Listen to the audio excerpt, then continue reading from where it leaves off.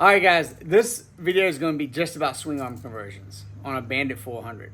Now, I have another video in the Bandit 400 playlist that you can check out. I think it's like maybe 2 years ago, and I talk about front end conversions and swing arm conversions. This is just about swing arms. It's not just a simple plug and play. There's so many things to take into account. So this is a 95 GSXR 1100 swing arm. Now, this one is like 25 inch, so about 25 inches, 63 centimeters. This is the same length as your OEM Bandit 400 swing arm.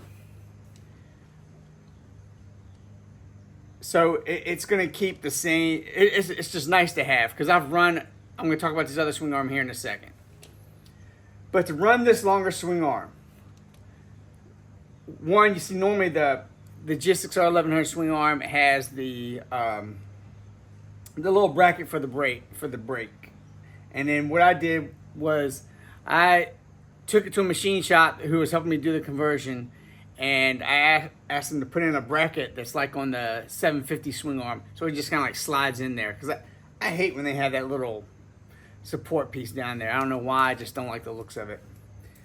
And then as far as up here, I think it was a direct fit slide-in wise, but I believe he had to cut some special spacers on the inside. But I just took him an OEM swing arm, and I said, hey, make the front of this swing arm like that. And that's what he did. So this 1100 swing arm is going to be the same length as your OEM, but you can still run the bracket if you want. Like I said, I changed that. So same length. The front has to be modified, and inside your frame for chain clearance is going to be a whole nother issue, because you're going from what, a 4-inch rear wheel to a 5.5-inch rear wheel. This is all coming off the GSXR 750s and GSXR 1100, that water-cooled year, like 93 to some countries 92 to 95. And then the 1100, I think, ran to some countries up until 98, which was the, that perimeter, that frame style. Looks like an L bracket, but it was water-cooled.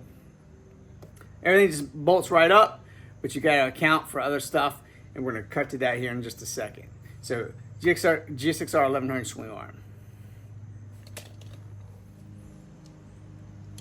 All right, now let's talk about sprocket alignment and chain clearance. So in other videos, I've talked about the Talon sprockets and how you can also use an RM250 sprocket that's been welded out. Go to JTF. I have other videos about this. But inside your frame area, to get this chain clearance, you're going to have to grind some of this off. So like I said, this is not a plug and play. Whether you're using this swing arm or another swing arm, it's never that simple. You're going to have to grind some of that inside area out to help with that chain clearance.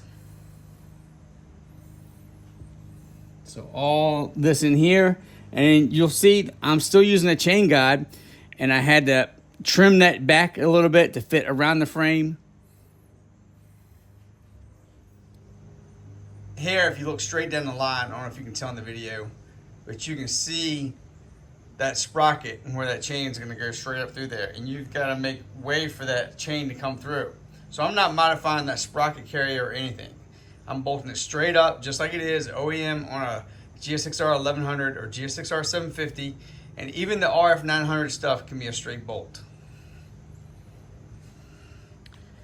You come up here. Now let's look at the foot pegs. Here I'm using the Booster foot pegs. I think these are Vortex. Now you can use the OEM foot pegs, but you're going to have to space them out from the frame, because this space right here, if you use the OEM foot peg brackets without spacing them out, then it's going to rub on the swing arm. It'd be the same thing if you were using the RF 900 conversion. And I'm going to talk about that in just a little bit. So what you'd have to do is get behind your OEM bracket and put like I'd say a 1/2 inch, 3/8 to 1/2 inch spacer behind your bolt pattern to space it out. so that you can have that clearance. And that's regardless of what swing arm you get a conversion for. All right, now we're going to cut away and we're going to go to the front sprocket. All right, so as you notice here, I'm using adjustable dog bones or links or whatever you want to call them.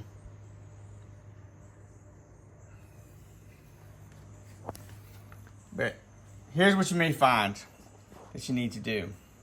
As those dog bones or links run up through there, you may, depending on what adjustment or what height you want to run the bike at, you may have to grind just a little bit onto the swing arm and that casting area or whatever, and where it has enough clearance to move back and forth. So check your clearances right through there. Make sure nothing's rubbing. If so, just grind a little bit away, or you can ask a machinist to dib it out for you.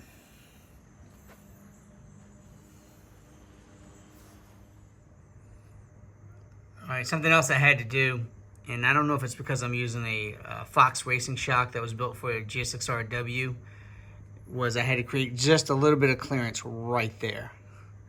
So something to be aware of as you're trying to find all the proper angles and fitment. All right, so here's the front sprocket. And hopefully you can tell in the video, it's spaced out. Now I've done so many of these Bandit 400s over the last 15 to 20 years where I've used different spacings depending on what wheel and swing arm friends and customers wanted to use, that they now have a part number. And I've done another video on this before, and I'll post up in the description what those part numbers are. It's going to take me a minute until I get in the house. So the video will be up before I've got everything filled out. But JTF in the UK was custom making these. Talon in the UK has made custom sprockets for me for over 15 years. And have one of them have all the teeth cut off, shave it down to 520, and then weld them to. I'd had a machinist buddy of mine who would weld them together and then harden them up again, however he did that. Sorry, I'm not up to date on that kind of stuff. And that's what I ran. So RM250 will fit too. I have, like I said, I've got somewhere about the JTF sprockets and the different spacings. Because if you guys knew me from back in the 90s, I raced the Bandit 400 with an F2 rear wheel. And I had to use a little bit of a spacing that JTF already mass produces for another bike. All right, let's go to the next part.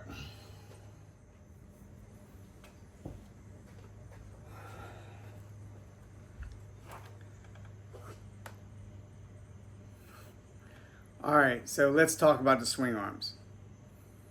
The RF900 swing arm will be a direct bolt in. If you can get your hands on an RF900 crash or whatever, get the wheel, get everything from here back. Just get it all. And you can use it all on this bike for a conversion. Deal with the RF900 is the swing arm is 2 inches shorter.